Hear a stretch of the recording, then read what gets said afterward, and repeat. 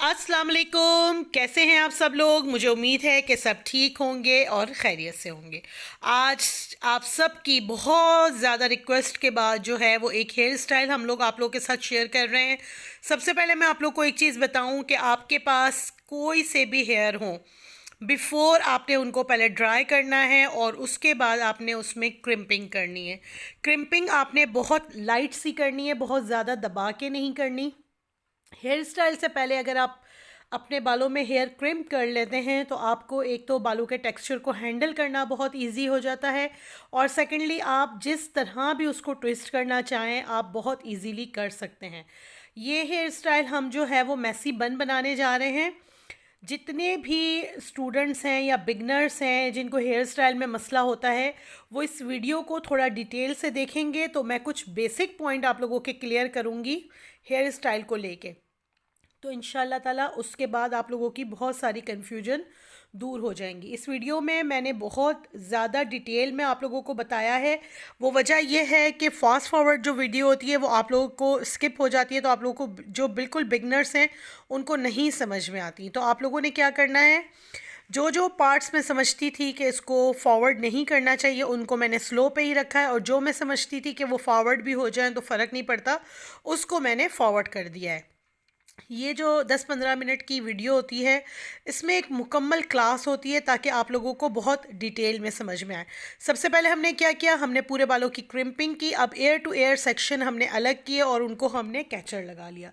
अभी हम फ्रंट को नहीं छेड़ेंगे। अभी हम जो है ये क्राउन एरिया के बैक पे जहाँ हमारा दुपट्टा सेट होता है, जिसको हम कहते हैं कि क्राउन एरिया, उसको हमने जो है वॉल्यूम देना है। हेयर स्टाइल के अंदर ये जो क्राउन एरिया होता है ना, ये बहुत मैटर करता है। इसकी जो बैक कोमिंग होती है वो बहुत ज़्यादा मैटर करती है कि आपकी बैक कोमिंग की जो होल्डिंग है ना वो बहुत टाइट होनी चाहिए। एक पोर्शन को निकालने के बाद बारीक से सेक्शन को लेकर आपने उसके अंदर बैक कोमिंग करनी है, और बैक कोमिंग करने के बाद उसके ऊपर आपने हेयर स्प्रे करना है। हेयर स्प्रे मस्ट है। अगर आपका हेयर स्प्रे आप नहीं करेंगे तो आपकी बैकोमिंग जो है वो होल्ड नहीं होगी, और आपका जो दुपट्टे का जो वेट होता है वो आपके उस पर पड़ेगा बैकोमिंग पे, तो आपकी बैकोमिंग जो है वो दब जाएगी। मतलब जो जिस तरह आपने हेयर स्टाइल किया होता है वो एकदम से अंदर की तरफ धंस जाता है क्योंकि उसके अंदर होल्डिंग नहीं होती। अक्सर इस पोर्शन में जो है वो मतलब एक्स्ट्रा होल्ड जो स्प्रे होता है वो यूज़ किया जाता है ताकि जो है होल्डिंग जो है ना हेयर की वो अच्छी तरह से रहे। हेयर स्टाइलिंग के अंदर अगर आपकी होल्डिंग अच्छी नहीं होगी, आपका स्प्रे अच्छा नहीं हुआ होगा, या अगर आपने बैककॉमिंग अच्छी नहीं की होगी तो आपका हेयर स्टाइल अच्छा नहीं बनेगा। आप सब स्टूडेंट्स इसकी जो है जिसके पास डमी है वो डमी पे करे, जिसके पास डमी नहीं है वो हेड पे करे, और एक दफ़ा करने के बाद प्रैक्टिस अच्छी तरह बैककॉमिंग को खोलने के बाद जो है वो हेड वॉश कराएं, शैम्पू करें और कंडीशनर करें या मास्क लगाएं, तो आपकी ये बैककॉमिंग बहुत ईजीली खुल जाती है। मोस्टली लोग अपना हेड नहीं देते, वो इसलिए कि कहते हैं कि बैककॉमिंग होगी, स्प्रे होगा, हमारे बाल डैमेज हो जाएंगे। और डेफिनेटली रोज़ रोज़ कोई भी काम बालों पे किया जाए तो बाल तो डैमेज होता ही है। अब यहाँ पर ये मैंने इसलिए वीडियो स्लो रखी है कि आप लोगों को पता चले कि जब भी कोई हेयर स्टाइल बनता है तो उसमें ये सिचुएशन आती है, और उसको हैंड्स और फिंगर्स के थ्रू जो है वो आपने सेटल करना होता है।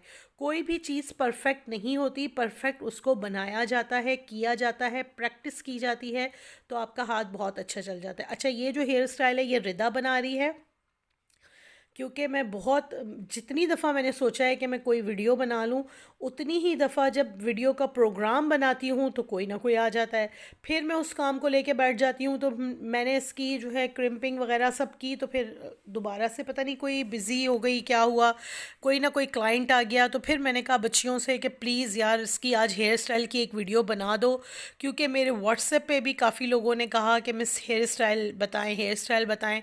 तो मैंने फिर कहा कि चलें एक वीडियो आप लोगों के साथ बेसिक पॉइंट्स को क्लियर करके आप लोगों के साथ वीडियो शेयर करती हूँ कि हेयर स्टाइल के जो बेसिक पॉइंट्स होते हैं वो क्या होते हैं।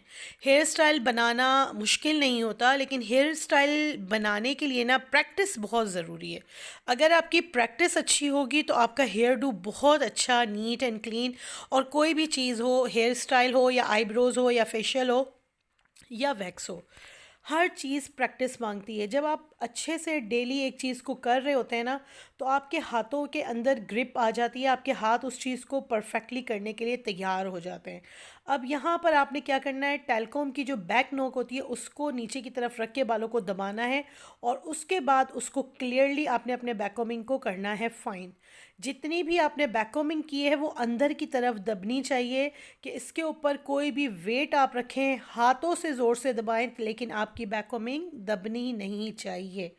ہم لوگ جب سندھ بورڈ ٹیکنیکل کا یہ جو کورس ہے بیوٹیشین کا، ایلیمنٹری کورس اس کو کہا جاتا ہے، جب ہم ایلیمنٹری کورس کرتے تھے نا، تو ہماری جو ہیئر اسٹائل کی ٹیچر ہوتی تھی نا، وہ آ کے ہماری جو بیک کومنگ ہوتی تھی نا اس کو زور سے پریس کر کے دباتی تھیں۔ جس لڑکی کی بیک کومنگ دب جاتی تھی، نیچے کی طرف چلی جاتی تھی، وہ کہتی تھی کہ تمہاری بیک کومنگ ٹھیک نہیں ہے، جب تک تمہاری بیک کومنگ کی پریکٹس نہیں ہوگی تم آگے کوئی کام نہیں کر سکتی۔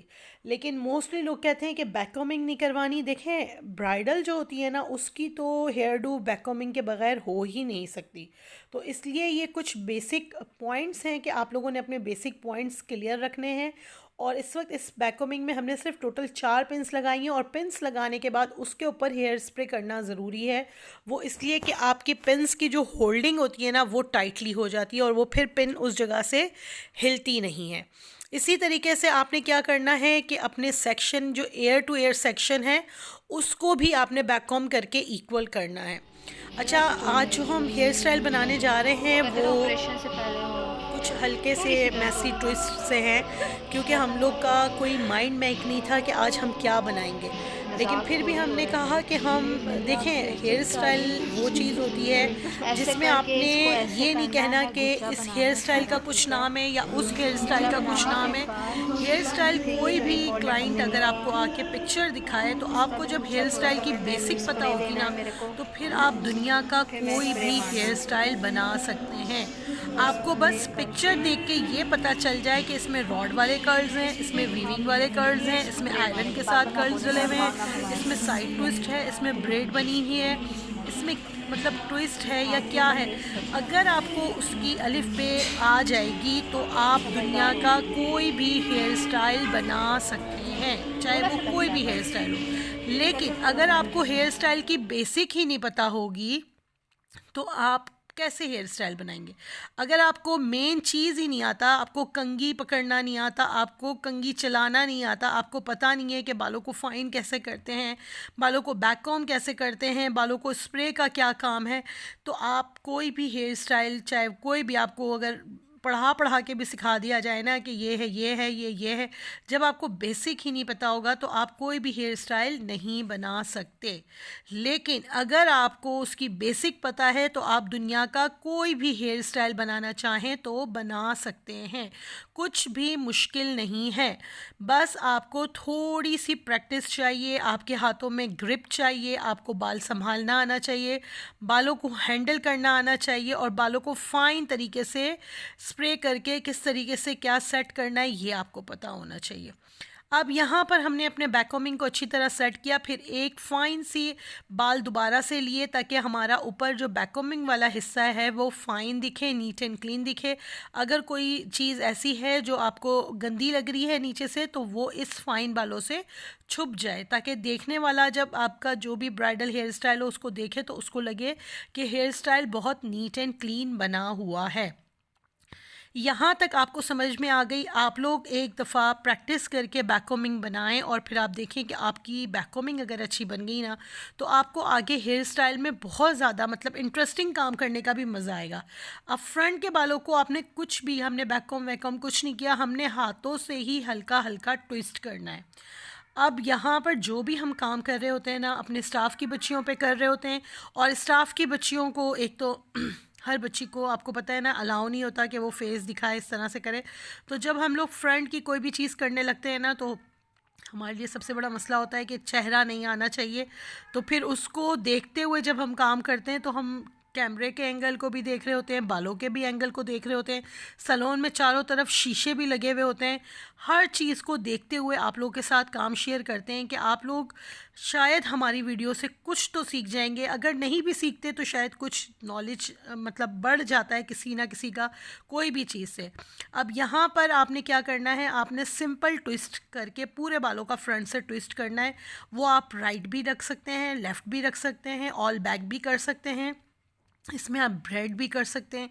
ऑप्शन जितने भी आप करेंगे ना वो आपके हाथ में है। मतलब आपने कभी भी ऐसे नहीं सोचना कि मैंने लकीर का फ़कीर बनना है कि इसने ऐसा किया था तो मैं भी ऐसे ही करूं। आप अपने मॉडल के फेस के फीचर के अकॉर्डिंग, और हेयर सबसे बड़ी चीज़ है, हेयर स्टाइल हम बनाने जा रहे हैं तो हमें हेयर चाहिए। अगर किसी का हेयर ही हल्का है, पतला है, वॉल्यूम नहीं है और वो आपको इतना हैवी हेयर स्टाइल दिखा दे पिक्चर में कि जी मैडम मैं तो ये चाह रही हूँ मेरा ये बन जाए, और सर पे बाल ही ना हो, तो इतना सा कॉमन सेंस आप लोग यूज़ करें और उनको बताएं कि जब आपके सर पे आगे से फ्रंट से ये बाल ही नहीं है तो ये हैवी स्टाइल आपका नहीं बन सकता। क्योंकि हम लोग ज़्यादा से ज़्यादा क्या कर सकते हैं, हम लोग क्रिम्प कर सकते हैं, वॉल्यूम डालने के लिए ब्लो ड्राई कर सकते हैं, लेकिन नए बाल फ्रंट पे तो नहीं लगा सकते हैं ना। अगर हमने हेयर एक्सटेंशन का भी इस्तेमाल करना है तो वो हम बैक पे यूज़ कर सकते हैं या मिड लेंथ पे यूज़ कर सकते हैं, लेकिन जिसका फ्रंट ही हल्का हो तो उसको मैनेज करना भी एक आर्ट होता है कि उसको मैनेज करते हुए खूबसूरत दिखा के हम बाल बना सकते हैं। लेकिन अगर आपका कोई ऐसा क्लाइंट आपको ये विश करे कि मुझे सेम यही चाहिए तो वो मुश्किल है।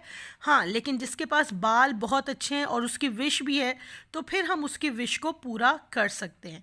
ये हमने क्या किया, फ्रंट पे हमने नॉर्मल ट्विस्टिंग की, क्योंकि ये इस वक्त जो है हम नॉर्मली आपको बेसिक बता रहे हैं, तो आप इस स्टाइल को पार्टी स्टाइल भी कह सकते हैं, वॉट एवर आप इसको इंगेजमेंट की ब्राइड को भी दे सकते हैं। जहां आपको लगे कि जी ये हेयर स्टाइल मैं बना सकती हूँ, या इसको आप किसी को ना भी करें तो आप एज अ प्रैक्टिस भी इसको ले सकते हैं।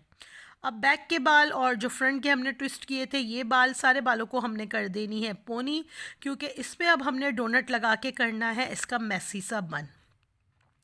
तो यहाँ तक आप देख लें कि आप चाहें तो इसको पीछे से खुला छोड़ दें, जैसे मतलब मैं आपको कह रही हूँ ना कि वैरायटी आपके हाथ में है, आप जो चाहें बनाएं, लेकिन बेसिक ये है कि आपको बाल बनाने आने चाहिए। हेयर स्टाइल के कुछ बेसिक रूल्स सीखने के लिए आपको बालों में कर्ल करना आना चाहिए, आयरन करना आना चाहिए, आयरन के साथ कर्ल्स डालना आना चाहिए, आपको क्रेम्प आना चाहिए, आपको बारीक कर्ल्स, मोटे कर्ल्स, मीडियम कर्ल्स, हर तरह के कर्ल्स डालना आना चाहिए।